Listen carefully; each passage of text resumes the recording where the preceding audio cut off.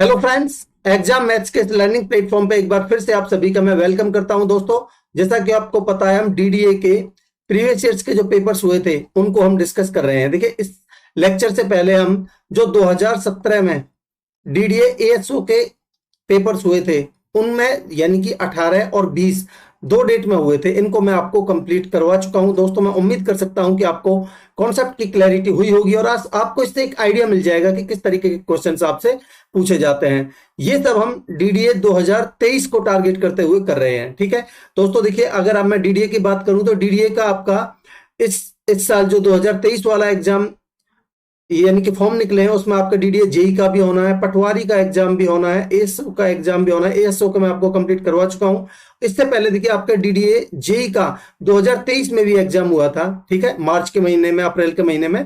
तो उन पेपर्स में जो आपके मैथ के क्वेश्चंस पूछे गए थे उनको मैं आपको इस लेक्चर में और आने वाले लेक्चर्स में करवाने की कोशिश करूंगा। ठीक है दोस्तों, और हम सारे प्रीवियस ईयर्स के पेपर्स हैं इस तरीके से हम कंप्लीट कर लेंगे और आपको एक अच्छी खासी नॉलेज हो जाएगी कि किस तरीके के क्वेश्चंस आपसे पूछे जाएंगे। ठीक है, हालांकि देखें हम तो एसएससी वालों को कुछ अलग करने की जरूरत नहीं है, एसएससी का पैटर्न है सेम, बट थोड़ी कॉन्सेप्चुअल क्लैरिटी होने की जरूरत है। कुछ बेसिक्स आपको कंप्लीटली आने चाहिए अगर हम दो पेपर्स का एनालिसिस देखें तो। ठीक है, तो दोस्तों आज के इस लेक्चर में हम जो आपका 28 मार्च 2023 को एग्जाम हुआ था सेकंड शिफ्ट में, ठीक है, किसका, डीडीए जेई का, उस पेपर को हम डिस्कस करेंगे दोस्तों। मैं आपसे एक चीज कहूंगा कि अगर दोस्तों आपको कॉन्सेप्ट पसंद आते हैं और मेरे ये एफर्ट पसंद आ रहे हैं तो चैनल को सब्सक्राइब कीजिए और शेयर करिए अपने दोस्तों में, ज्यादा से ज्यादा और ज्यादा से ज्यादा लोग जोड़िए। ठीक है दोस्तों, तो देखिए मैं आपको बता दूं कि ये 28/3/2023 को सेकंड शिफ्ट का पेपर है।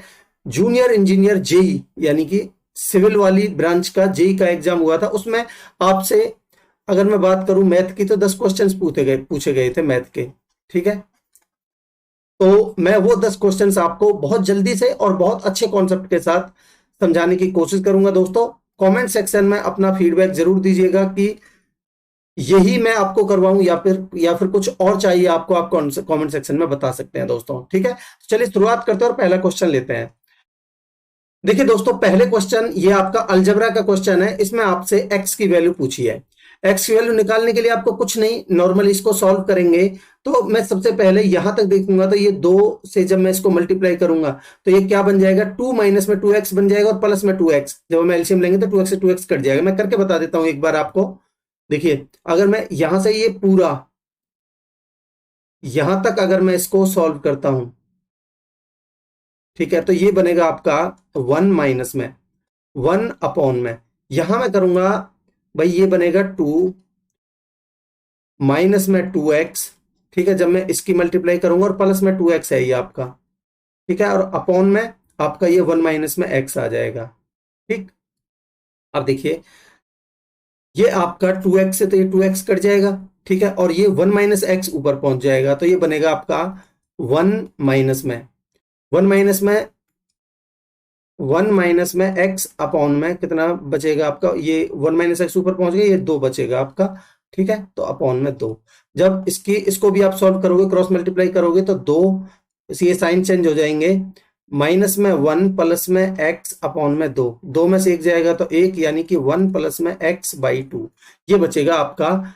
इसकी इतना सॉल्व करने के बाद 1 प्लस में x/2। ठीक, आप कहेंगे बिल्कुल।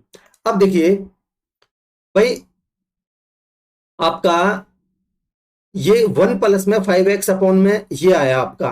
ठीक है, जब आप इसको इसके 5x के बटे में लिखोगे 1 प्लस एक्स अपॉन 2 तो 2 ऊपर पहुंच जाएगा। मैं डायरेक्ट लिख रहा हूं एक बार, 1 प्लस में ये आपका 2 ऊपर पहुंच जाएगा तो ऊपर बनेगा 10x अपॉन में ये नीचे बचेगा ये वाला 1 प्लस में x। ठीक है, आप कहेंगे बिल्कुल।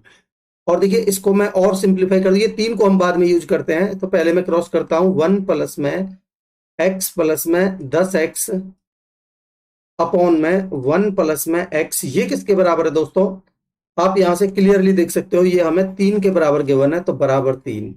ठीक, तो ये बनेगा आपका 11, 1 प्लस में 11x बराबर, ये क्रॉस मल्टीप्लाई करेंगे तो 3 प्लस में 3x।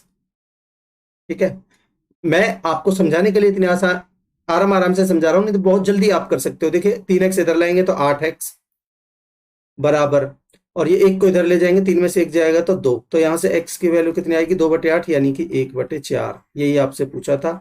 देखिए कौन सा ऑप्शन है, ऑप्शन 3 आपका आंसर होगा दोस्तों। ठीक है, आगे बढ़ते हैं। देखिए क्या कह रहा है, P can do a certain job in 32 days. P किसी काम को 32 दिनों में कर सकता है, ठीक है। Q is 60% more efficient then P. अगर मैं पी और क्यू की एफिशिएंसी की बात करता हूं तो 60% का मतलब क्या होता है आपका, 3/5। ठीक है, अगर क्यू की एफिशिएंसी 5 है ना, पी क्यू ज्यादा है ना, तो क्यू की एफिशिएंसी अगर 5 है तो पी की एफिशिएंसी उससे 3 ज्यादा है। ठीक है, तो यानी कि इसकी एफिशिएंसी है 8, दोनों की एफिशिएंसी 8 है। अब आप ध्यान से देखोगे दोस्तों, तो आपसे इसने बोला है कि पी किसी काम को 32 दिनों में कर सकता है। ठीक है, और पी की एफिशिएंसी की, ये क्या है, एफिशिएंसी का रेशियो है, और पी की एफिशिएंसी कितनी है, 5। तो यहां से टोटल वर्क कितना आ जाएगा, आप कहेंगे सर टोटल वर्क 32 गुना में 5, ठीक है, 160 आ जाएगा। ठीक, आप कहेंगे बिल्कुल। अब आपसे क्या बोला गया है, आपसे बोला है in how many days P and Q together can do the same job. ठीक है, तो आपसे पी प्लस क्यू से ये काम करवाना है। टोटल काम कितना है दोस्तों, आप कहेंगे 160 निकाला है सर आपने, 160 टोटल काम है, इसको करवाना है दोनों से, और दोनों की एफिशिएंसी कितनी है, 8 और 5 13 की एफिशिएंसी से। ठीक है, तो देखिए 13 एकम 13 बचे 3, 13 दूनी 26 बचे 4 अपॉन में 13, 12 सही 4/13 दिनों में काम हो जाएगा दोस्तों। ऑप्शन 4 आपका आंसर होगा। ठीक, आगे बढ़ते हैं। क्या कह रहा है, if the curved surface area of a cone is 9240 centimetre square and the radius of its base is 42 centimetre, then the volume of the cone. देखिए दोस्तों, अगर मैं आपसे बात करूं वॉल्यूम की, तो वॉल्यूम होता है आपका इसका, कौन का, कौन यानी कि शंकु, शंकु का वॉल्यूम होता है 1/3 पाई आर स्क्वायर इंटू में एच। ठीक है, अगर मैं बात करूं आपसे पाई की, तो दोस्तों आप ध्यान से देखोगे तो पाई में छिपा है आपका 22/7 वैल्यू होती है, यानी कि 11, जो भी आंसर होगा हमारा 11 का मल्टीपल होगा। ठीक है, नीचे कोई ऐसी संख्या नहीं आ रही जो 11 से 11 नीचे इस 22 को काटने वाली या 11 को काटने वाली कोई संख्या नहीं आ रही, तो 11 का मल्टीपल तो रहेगा ही रहेगा आंसर। ठीक है, तो आप देखेंगे पहला ऑप्शन अगर मैं चेक करता हूं तो 3 और 1 4, 11 का डिविजिबिलिटी रूल आपको पता होना चाहिए, अल्टरनेट डिजिट्स का सम करके उनका डिफरेंस या तो 0 या फिर 11 का कोई मल्टीपल आना चाहिए। तो 3 और 1 4, 4 और 8 12। ठीक है, 12 माइनस में, यहां देखोगे 0 और 4, 4 और 8 12, 12 माइनस 12 डिफरेंस 0, तो पहला ऑप्शन तो आपका आंसर हो सकता है। दूसरा चेक करते हैं, 4 और 1 5, 5 और 3 8। ठीक है, 5 और 1 6 और 6 12, नहीं है डिफरेंस, 0 या 11 का मल्टीपल नहीं है। ठीक है, तो दूसरा ऑप्शन एलिमिनेट हो गया आपका, ये आंसर नहीं होगा। 1 और 1 2, 2 और 9 11। ठीक है, 3 और 2 5, 5 और 4 9, इसका डिफरेंस भी नहीं है। ठीक है, और देखिए 5 और 1 6, 6 और 5 11, 2 और 3 5, 5 और 2 7, इसका भी नहीं है। तो एक ही ऑप्शन आंसर हो जाएगा आपका, कुछ भी आपको सोचने की जरूरत नहीं है, ऑप्शन 1 आपका आंसर होगा दोस्तों। ठीक है, फिर भी ये तो आपका एग्जाम ओरिएंटेड अप्रोच हुई। पहले आप, इसमें ज्यादा टाइम नहीं लगेगा आपको चेक करने में, सबसे पहली अप्रोच आपकी ये होनी चाहिए एग्जाम के लिए। अब मैं आपको तरीका बता देता हूं। देखिए कर्व्ड सरफेस एरिया जो होता है शंकु का, मैं आपको पहले एक शंकु बना के बता देता हूं। देखिए अगर मैं बात करता हूं तो शंकु कुछ इस तरीके का होता है।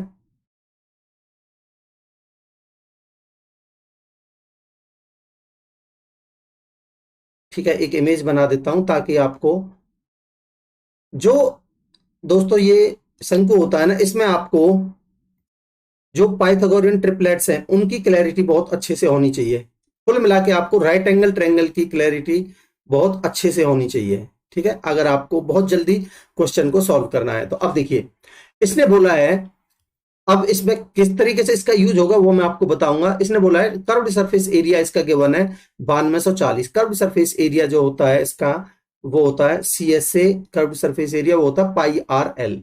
ठीक है, तो पाई का मान मैं 22/7 रख देता हूं, आर की वैल्यू यहां है, देखिए रेडियस ऑफ द बेस 42। ठीक है, इनटू में पाई आर एल बराबर गिवन है आपको कितना, 9240। ठीक है दोस्तों, आप कहेंगे बिल्कुल। अब देखिए भाई 7 से कटेगा ये 6 बार। ठीक है, 22 से काट लीजिए, 22 से हमें आसानी से कटता दिख रहा है, 22 चौक 88, बचे 4, 22 दून 44, जीरो, और 6 से कटेगा फिर ये, 6 सत्ते 42, 70। तो यहां से एल की वैल्यू आएगी आपकी 70। ठीक है, तो एल आपका ये स्लांट हाइट आ गई 70, ये 70 है। और आपको बेस कितना गिवन है भाई? बेस गिवन है आपको रेडियस यानी कि 42 है, तो यानी कि यहां से यहां तक ये वाली वैल्यू आपको गिवन है 42। ठीक, अब आप देखिए भाई, ये आपको हाइट निकालनी है वॉल्यूम निकालने के लिए, क्योंकि यहाँ हाइट की जरूरत पड़ेगी आपको। ठीक है, तो हाइट निकालने के लिए, क्योंकि ये एक राइट एंगल ट्रायंगल आपको दिख रही है ये वाली, ठीक है, तो ये आप देखिए भाई, ये 42 को आप क्या लिख सकते हो? 7 गुना में 6। इस 70 को आप क्या लिख सकते हो? 7 गुना में 10। ठीक है, आप ध्यान से देखोगे दोस्तों, तो एक चीज आप यहाँ क्लियरली नजर आएगी आपको कि ये 10 जो हमारा हाइपोटेनस है, ये 6, ठीक है, ये 7, 7 गुना में 10, 7 गुना में 6, तो ये डेफिनेटली ये जो लेंथ होगी ये होगी 7 गुना में 8, क्योंकि 6 8 10 का ट्रिपलेट होता है। तो इसका मतलब जो हमारी हाइट आ गई वो आ गई कितनी? 56। ठीक है, अब आप वॉल्यूम निकाल दीजिए। वॉल्यूम क्या होता है आपका? 1/3। ठीक है, पाई का मान 22/7 रखिए, पाई आर स्क्वायर, आर का मतलब यानी कि 42 है, तो यानी कि 42 गुना में 42 गुना में हाइट कितनी है दोस्तों? हमने निकाली है 56। ठीक है, अब इसको आपको सॉल्व करना है, और इसको सॉल्व करना भी अपने आप में महाभारत है। ठीक है, फिर भी आप देखिए, आप ध्यान से देखोगे तो हम ऑप्शंस का ही इस्तेमाल करेंगे अल्टीमेटली। देखिए, यहाँ 8 है यूनिट डिजिट, यहाँ 6 है, यहाँ 4 है, और यहाँ 2 है, यूनिट डिजिट बिल्कुल अलग है। तो आप देखिए 7 या 21, 21 दूनी 42, अब आप गुना करोगे, ठीक है, तो 2 दूनी 4, 4 दूनी 8, 8 छिंग 48, जो यूनिट डिजिट आने वाला है वो आपका 8 आने वाला है दोस्तों। एक ही ऑप्शन में 8 यहाँ, तो ऑप्शन 1 आपका इस तरीके से भी हो जाएगा। आप गुना करके देखोगे तो आपका आंसर यही आएगा। ठीक है, आगे बढ़ते हैं। कह रहा है the cost price of an article is increased by 20%, then 2 successive discounts of 7.5% each are allowed. ठीक है, the selling price of the article CP के रेस्पेक्ट में बताना है हमें सेलिंग प्राइस। ठीक है दोस्तों, अब देखिए, अगर मैं कॉस्ट प्राइस को 100 मान लेता हूं, ठीक है, तो 20% बढ़ा दिया, इसका मतलब 20% बढ़ा के मार्क कर दिया उसको, तो 120% उसका एमआरपी हो गया 120। ठीक है, आप कहेंगे बिल्कुल। फिर इस 120 पर 2 सक्सेसिव डिस्काउंट दिए गए हैं, कितने के? आप कहेंगे 7.5% के। 7.5% का मतलब क्या है दोस्तों? 7.5 का मतलब 15/2%, और परसेंटेज के लिए मैं गुना 100 लिख देता हूं, तो ये क्या आ जाएगी आपकी इसकी वैल्यू। ठीक है, आप कहेंगे बिल्कुल। अब देखिए, 5 से काटिए, 5 या 15, 5 से काटेंगे 20 पंजे 100, तो 3/40, 3/40 आया है ये। ठीक है, तो डिस्काउंट देने के बाद तो मैं कह सकता हूं, अगर मेरा एमआरपी 40 था तो 3 का डिस्काउंट दिया है, ठीक है, तो बेचा कितने में है? आप कहेंगे 40 में से 3 का डिस्काउंट देके 37 में बेचा है। तो मैं कह सकता हूं कि कोई वस्तु 40 उसका एमआरपी था, 3 का डिस्काउंट देके उसको पहले जो डिस्काउंट है उसमें 37 में बेचा, दूसरे में भी सेम है, तो 40 की वस्तु 37 में बेची है दोस्तों। ठीक है, तो यहां से आप देखोगे तो टोटल एमआरपी आपका कितना हो गया? आप कहेंगे 4 चौक 1600, और टोटल एसपी कितना हो गया? देखिए 37 गुना में 37, मैं आपको बता चुका हूं कि आपको 37 का स्क्वायर कैसे निकालना है, एक बार फिर बता देता हूं। देखिए 37 का स्क्वायर मैं एक अलग से बॉक्स में आपको इस चीज को बताना चाहूंगा, ताकि आपको सॉल्यूशन में कोई दिक्कत नहीं रहे बाद में। ठीक है, देखिए मैं आपसे 37 का स्क्वायर पूछ रहा हूं, आप करेंगे क्या भाई? आप पहले इस 7 का स्क्वायर करिए, ठीक है, 7 7 49, हासिल का 4। ठीक है, फिर आप इन तीनों की मल्टीप्लाई कर दीजिए, 7 या 21, 21 दूनी 42, और 4 हासिल के, 42 और 4 46, हासिल का 4। फिर आप इस 3 का स्क्वायर करिए, 3 3 9 और 4 13, तो 1369 आपका 37 का स्क्वायर आएगा। हालांकि आपको 40 तक याद होनी चाहिए, मैंने आपको निकालने का तरीका बताया है। ठीक है, तो ये आ गया आपका एसपी 1369। ठीक है, ये आपका एमआरपी और एसपी का रेशियो है दोस्तों।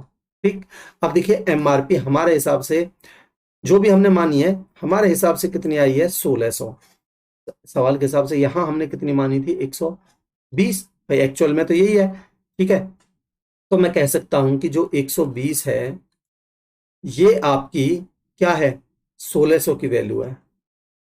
ठीक है, आपसे पूछिए एसपी की, इसका मतलब आपसे पूछिए इस 1369 की वैल्यू, तो गुना में 1369। ठीक है दोस्तों, अब आपको इसको सॉल्व करना है, तो सॉल्व करिए इसको। देखिए आपका एक जीरो से एक जीरो, 4 तिया 12, 4 चौक 16 जीरो। ठीक है, देखिए अब आप इसको सॉल्व करोगे तो कितना आ जाएगा भाई, 3 से गुना करिए, 3 नाम 27, हासिल का 2, 3 6 18 और 2 20, हासिल का 2, 13 3 39 और 2 41, हासिल अपॉन में 40, ये नीचे 40 है ना, अपॉन में 40। अब इसमें भाग दीजिए आप। देखिए अब देखिए आपके लिए कितना आसान हो जाएगा, 40 एकम 40। ठीक है, बचा एक, 10 बनेगा ना जाने की जीरो। ठीक है, ना जाने की जीरो। ठीक है, उतार लिया। देखिए पहले एक बचा, ना जाने की जीरो, उतार ली जीरो, फिर ना जाने की जीरो, उतार लिया 7 का, 107 बन गया। तो 40 दूनी 80। ठीक है, यहां आप देखोगे चाल उतार लिया कितना, 40 दूनी 80। यहां आप देखोगे तो आपका 40 दूनी 80, बचा कितना आपका 27, 27 बचेगा। पॉइंट लगा के, ठीक है, देखिए 27 पे मैंने जीरो बढ़ा ली, पॉइंट लगा के मैंने जीरो बढ़ा ली। अब देखोगे आप, जब 4 चौक 16, 260 हो जाएगा। ठीक है, 4 छिक्के 24, तो 6 बार जाएगा। ठीक है, तो ये 260 होगा, बचेगा आपका 10। फिर बढ़ा लेंगे जीरो, तो 40 दूनी आपका भाई ये बनेगा आपका 6 से 4 छिक्के 24, 240 बचेगा, 30 बचेगा। ठीक है, 300 हो जाएगा। फिर 4 से भाग देंगे तो 4 सत्ते 28, 7 बार जाएगा, 280। फिर 20 बचेगा, और 4 पंजे भी पूरा पूरा 5 बार चला जाएगा। तो आपका ये कह रहा है कि कितना एसपी से सीपी के रेस्पेक्ट में बताना है। सीपी क्या है आपकी, तो आप कहेंगे सर सीपी है हमारी 100। 100 से कितना कम ज्यादा है ये, 100 तो भाई इतना ही हो गया आपका यहां तक। ठीक है, तो 2.675% ज्यादा है सीपी से। तो यही आपका आंसर होगा, 2.675% मोर देन सीपी। ठीक है दोस्तों, मैं उम्मीद करता हूं कि आपको इस क्वेश्चन की कॉन्सेप्ट की क्लैरिटी होगी। आगे बढ़ते हैं। कह रहा है एक train is running at a speed of 60 kilometre per hour, takes 18 seconds to pass a platform। ठीक है, नेक्स्ट आगे, it takes 12 seconds to pass a man walking at a speed of 6 kilometre per hour in the same direction in which the train is running। यानी जिस direction में train दौड़ रही है, उसी डायरेक्शन में ये आप एक बंदा दौड़ रहा है। ठीक है दोस्तों, तो ये सेम डायरेक्शन में, तो इनकी जो रिलेटिव स्पीड बनेगी वो कितनी बनेगी भाई, जो ट्रेन है उसकी तो है 60, और इसकी कितनी है 6। तो रिलेटिव स्पीड जो बनेगी वो बनेगी कितनी, 54। ठीक है भाई, सेम डायरेक्शन में डिफरेंस आ जाएगा, 60 में 6 गई तो 54 किलोमीटर पर आवर। अगर मैं यहां से डिस्टेंस निकालूं, यानी कि या फिर मैं कहूं ट्रेन की लेंथ निकालूं, तो वो बनेगी, ये क्या है, ट्रेन की लेंथ है, मैं डीटी से इसको नोट कर रहा हूं। ठीक है, ट्रेन की लेंथ है ये, तो वो कितनी दूरी बराबर होती है हमारी, चाल गुना में समय। चाल कितनी है, 54। क्योंकि ये किलोमीटर पर आवर में, इसको मीटर पर सेकंड में बदलिए, 5/18।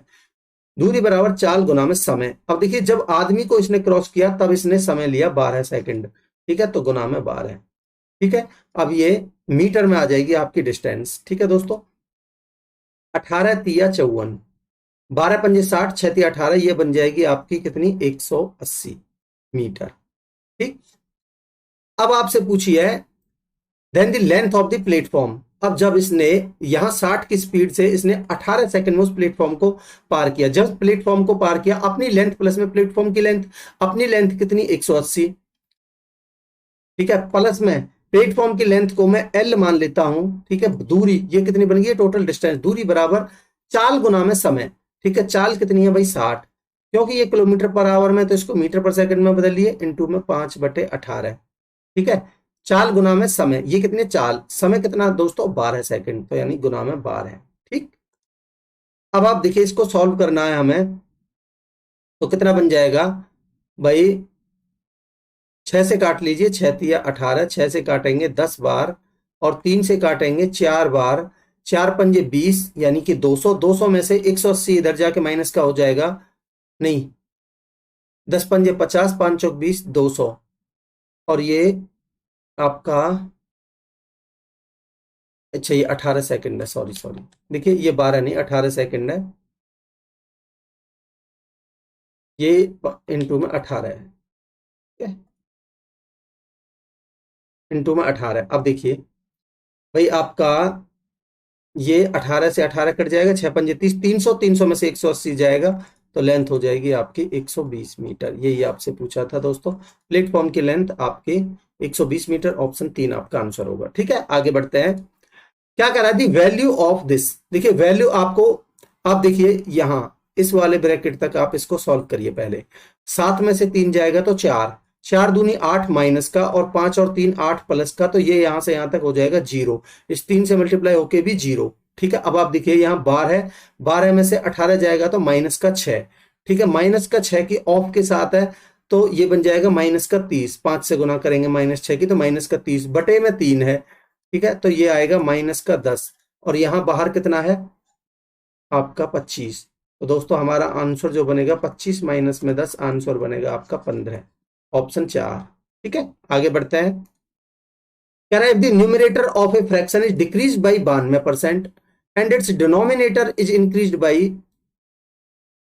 10%, then the value of the fraction becomes 2/5 the original fraction is. अब ध्यान से देखिए भाई, 8% घटाने के बाद 92 आएगा कहीं ना कहीं, और 10% बढ़ाने के बाद 110 आएगा। तो जो भी फ्रैक्शंस में होंगे वो ऐसे होंगे जो 110 को भी काटेगा, 92 को भी काटेगा। देखिए 23 ही काटता है 92, और कोई नहीं काटता, और 11 ही काटता है 110 को, और कोई नहीं काटता। आप देहाती यानी कि नॉर्मली टेम्परेरी आप ऐसे सोच सकते हो, बट फिर भी आप इसको क्लैरिफाई करने के लिए अगर मैं 11/23 को आंसर मानता हूं, ठीक है, इसको कह रहा है भाई न्यूमरेटर को तो 8% घटा दिया यानी कि 92 कर दिया, 92%, परसेंटेज से परसेंटेज कट जाएगा, मैं परसेंटेज नहीं लिख रहा।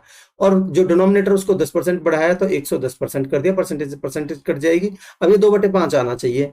ठीक है, तो देखिए 23 चौका 92, 11 धाम के 110, 4/10 यानी कि 2/5, बिल्कुल 2/5 आ रहा है जो कि यहाँ आपको गिवन है। ठीक है, फिर भी मैं आपसे कहूंगा और बेसिक की तरफ जाइए। एक तरीका और, भाई मैंने मान लिया जो न्यूमरेटर है वो x है और डिनोमिनेटर y है। कह रहा है न्यूमरेटर को 8% घटा दिया यानी कि 92% कर दिया, और जो डिनोमिनेटर है उसको 10% बढ़ाया तो 110% कर दिया, परसेंटेज से परसेंट कट जाएगा, और ये 2/5 के बराबर गिवन है। ठीक है, अब देखिए x/y आपका कितना आ जाएगा भाई, 2/5 तो है ही, और इनकी ये 110 इधर चला जाएगा क्रॉस करेंगे तो, और 92 में नीचे आएगा। ठीक है, आप कहेंगे बिल्कुल सर। अब देखिए आप सॉल्व करिए इसको, कितना बन जाएगा, 5 से काटिए 22 पंजे 110 होता है। ठीक है, 22 पंजे 110, और 2 से काटिए इसको 11 बार, और ठीक है 2 से काटिए इसको 46 बार, और 2 से इसको काटिए 23 बार, तो आपका आंसर कितना आया, 11/23। देखिए कौन सा ऑप्शन है, ये रहा आपका। ठीक है, आप किसी भी तरीके से कर सकते हो। आगे बढ़ते हैं। क्या कह रहा है, in one day international world cup the cricket matches, यानी क्रिकेट मैचेज का एक इंटरनेशनल वर्ल्ड कप चल रहा है, वनडे मैचेज का। ठीक है, five bowlers five bowlers have taken 16 wickets, 7 bowlers have taken 20 wickets, 12 bowlers have taken 25 wickets. पहले लिख लेते हैं। कुल मिला के ये कहना चाहता है, देखिए 16 विकेट्स ईच यानी प्रत्येक 16, यानी 5 में से 16 16 16, मैं कह सकता हूं कि 5 की एवरेज ही 16 है। तो मुझे गिवन है 5 की जो एवरेज है वो 16 गिवन है, और 7 की एवरेज 20 गिवन है। ठीक है, और 12 की एवरेज 25 है। ठीक है जी, 18 की एवरेज आपको 30 गिवन है। ठीक, और 8 बॉलर्स की जो एवरेज है वो 35 गिवन है। ठीक है, कह रहा है the mean number of the wickets taken by the bowlers, तो यानी कि आपको एवरेज निकालनी है। एवरेज निकालने के लिए आप करेंगे क्या दोस्तों, भाई या तो एक काम करिए, भाई इनकी मल्टीप्लाई इसकी मल्टीप्लाई इसके इन सब की मल्टीप्लाई करके आपस में ऐड करके और फिर इनके सम से भाग दीजिए, जो कि बहुत लंबा हो जाएगा। आप ऑप्शंस की तरफ ध्यान से देखोगे दोस्तों तो 28 26 27 29। ठीक है, तो मैं एक ऐसी एवरेज मान लेता हूं जो इनके नजदीक हो, तो मैं मान लेता हूं भाई अपनी आसानी के लिए 25 मान लेता हूं। मैंने मान ली कि जो एवरेज है वो 25 है। ठीक है, अब आप मुझे बताइए जो मैंने माना है भाई 25 तो रहेगी ही रहेगी। ठीक है, ये जो 16 है एवरेज, ये 25 से कितना कम है, आप कहेंगे ये तो 9 कम है। कितने पर, 5 पर, तो कुल मिला के 45 कम हो गई। ठीक है, सम 45 कम हो गया। ठीक है, ये भाई 25 से 20 कितना कम है, आप कहेंगे 5 कम है, 5 सत्ते 35 कम हो गया। ठीक है, और ये तो यहाँ तो कोई फर्क पड़ेगा नहीं, ठीक है। ये 5 ज्यादा है तो 18 पंजे 90, ठीक है। ये कितना ज्यादा है, 25 से 10 ज्यादा, 10 अट्ठे 80, ठीक है जी। अब इसको सब में बांट दो, जो भी वेरिएशन है इसको सब में बांट दो। टोटल कितने हैं दोस्तों, आप देखिए भाई, 7 5 12, 12 दून 24, 24 और 8 32, 32 और 18 50, तो टोटल है 50, ठीक। तो भाई जो एवरेज आएगी हमारी एक्चुअल में 25 तो रहेगी रहेगी, प्लस में ये कितना बनेगा भाई, 45 और 35 कितना बन जाएगा आपका 80, 80 से ये 80 कट जाएगा तो 90 9 बटे 5, 9 बटे 5 यानी 5 एकम 5, बचे कितने 4, 5 अट्ठे 40, तो यानी 25 प्लस में 1.8, जो भी आंसर होगा हमारा वो होगा 26.8 दोस्तों। देखिए ऑप्शन 2 हमारा आंसर होगा। मैं उम्मीद करता हूं कि आपको कॉन्सेप्ट बिल्कुल क्लियर है इस क्वेश्चन का, अच्छा लगा होगा। आगे बढ़ते हैं। कह रहा the average of 35 numbers is 44, 35 numbers की एवरेज आपको 44 गिवन है, ठीक है जी।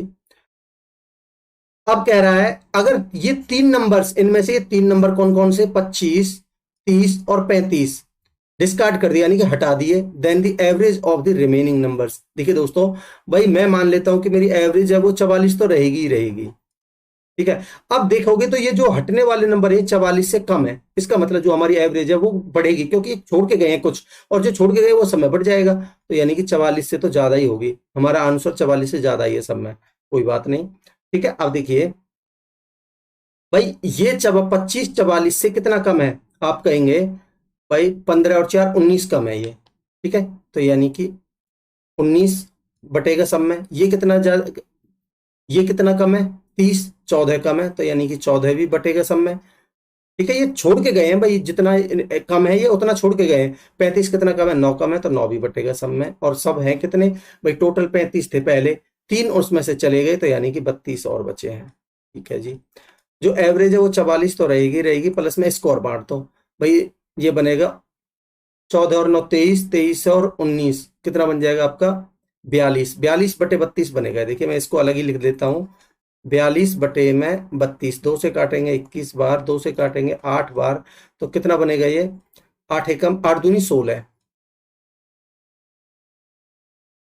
भाई हमने 2 से काटा है तो 16 आएगा नीचे, ठीक है। भाग दीजिए, 16 एकम 16 बचे 5, ठीक है, पॉइंट लगा के बढ़ा लीजिए, 16 3 48 बचे 2, 16 एकम 16 बचे 4, और 16 दूनी 32 और बचे 8, 16 पंजे 80, तो यानी कि इतना और ऐड कर दीजिए इसमें 1.325, तो ये टोटल कितना हो गया दोस्तों भाई 44 और एक 45.325, ये आपका आंसर होगा, ठीक है। कौन सा ऑप्शन है, 45.3125 है, 3125, यानी कि ऑप्शन 3 आपका आंसर होगा, ठीक है। आगे बढ़ते हैं। क्या कह रहा है, what is the volume of this sphere whose surface area is 124.74 centimetre square. देखिए दोस्तों, भाई आपसे स्फीयर का क्या पूछा है, वॉल्यूम। वॉल्यूम का जो सरफेस एरिया होता है वो होता है 4/3 पाई आर क्यूब, ठीक है दोस्तों। भाई आप देखोगे तो पाई में छिपा है 11, हमारा जो भी आंसर होगा वो 11 का मल्टीपल होगा। मैं चेक करता हूं, 3 और 1 4, 4 और 2 6, यहां देखोगे 3 और 1 4, 4 और 3 7 डिफरेंस, यानी कि ये ऑप्शन गलत है। 9 और 1 10, 10 2 12 है, और यहाँ देखोगे 3 और 2 5, 5 और 5 डिफरेंस 2 आ रहा है, ये ऑप्शन नहीं हो सकता। 8 और 1 9, 9 और 2 11, 3 2 5 और 4 9 डिफरेंस 2 आ रहा है, ये ऑप्शन नहीं हो सकता।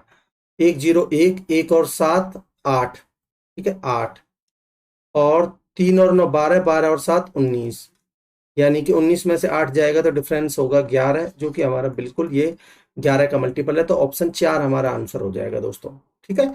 ऐसे तो आप, ये इसका हुआ तरीका जो एग्जाम में आपको अप्लाई करना चाहिए। सबसे पहली जो सोच जानी चाहिए आपका, यही जानी चाहिए, ठीक है। अब देखिए आपसे कह रहा है भाई स्फीयर का हमें सरफेस एरिया गिवन है, ये आपसे पूछा है वॉल्यूम। तो दोस्तों सरफेस एरिया क्या होता है किसका, स्फीयर का, वो होता है 4 पाई आर स्क्वायर, 4 इंटू में 22/7, ठीक है, इंटू में आर स्क्वायर, बराबर आपको गिवन है 124.74, ठीक है। इसको आप सॉल्व करिए, देखिए 22 से काटिए, अगर आप इसको 22 से काटोगे तो 22 पंजे 110 बचे 14, 147 बचेगा, ठीक है। 22 पंजे 110, 22 छिक्के 132, ठीक है भाई। 22 पंजे 110, आपका 14 बचा था, 14 बचा था तो 147 बना था। 22 छिक्के 132, 32 8 7 15 बचेगा 154, तो 22 सत्ते 154, ठीक है। तो 2 के बाद पॉइंट है तो 5.67 बना आपका ये, ठीक। और गुना में करिए इंटू में 7, तो ये वाला 7 चला जाएगा, तो आर स्क्वायर बनेगा आपका 5.67 इंटू में 7 अपॉन में आपका 4, ठीक है। 4 का तो भाई 2 आ जाएगा। अब इसका देखिए, इसके अगर मैं गुना करता हूं तो ये बनेगा 7 7 49, 4 7 42, 4 46, हासिल का कितना बना आपका 4, और आपका 7 पंजे 35 और 4 39। देखिए 7 7 49, 4 7 42, 4 46, 4 7 पंजे 35, 4 39/4, ये आया आपका आर स्क्वायर। आप देखोगे ये किसका स्क्वायर है, ये 37 का स्क्वायर ही तो है, ठीक है। तो आर वैल्यू कितनी आ जाएगी आपकी 37/2, ठीक है दोस्तों। ये आर की वैल्यू आ गई। आर की वैल्यू आप यहाँ रख दीजिए, आपका जो भी सॉल्व होकर आंसर आएगा वो आपका ऑप्शन 4 आ जाएगा, ठीक है। देखिए यहाँ यूनिट डिजिट अलग अलग है, मैं सॉल्व करके बता देता हूँ, यूनिट डिजिट चेक कर लेंगे, ठीक है। तो देखिए आपका भाई वॉल्यूम जो बनेगा वो बनेगा 4/3, पाई का मान रखिए 22/7, आर क्यूब 37/3, 37/2 इंटू में 37/2 इंटू में 37/2, ठीक। देखिए अब आप इसको सॉल्व करोगे तो कितना बन जाएगा आपका, ये बनेगा पूरा पूरा तो कट नहीं रहा है ये, देखिए 2 दूनी 4 से 4 काट दीजिए, ठीक है। और 2 से काट दीजिए इसको 11 बार, ठीक। तो 7 या 21, देखिए गुना करिए, 37 से का गुना आया था आपका 3969, ठीक है। गुना में 37 करिए और फिर आपको 21 से 7 या 21 से भाग दोगे तो पॉइंटों में आंसर आएगा, आपका आंसर ऑप्शन 4 आ जाएगा। आप इसको सॉल्व कर लेना दोस्तों, ठीक है। तो दोस्तों ये आपके 10 क्वेश्चंस थे जो आपसे पूछे गए थे, आपका डीडीए जेई का एग्जाम हुआ था जो 2023 में, उसमें मैं उम्मीद करता हूं कि आपको कुछ कॉन्सेप्ट्स की क्लैरिटी हुई होगी, कुछ अच्छे कॉन्सेप्ट्स आपको सीखने को मिले होंगे।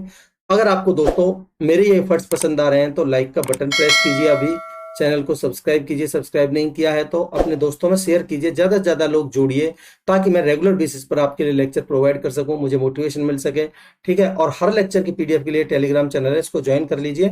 यहाँ मैं हर लेक्चर की पीडीएफ सॉल्यूशन के साथ में डाल देता हूँ आपके लिए, ठीक है। और देखिए कमेंट सेक्शन में अपना फीडबैक जरूर दीजिएगा दोस्तों, ठीक है। मिलते हैं अगले लेक्चर में, तब तक के लिए अपनी पढ़ाई को कंटिन्यू रखिए।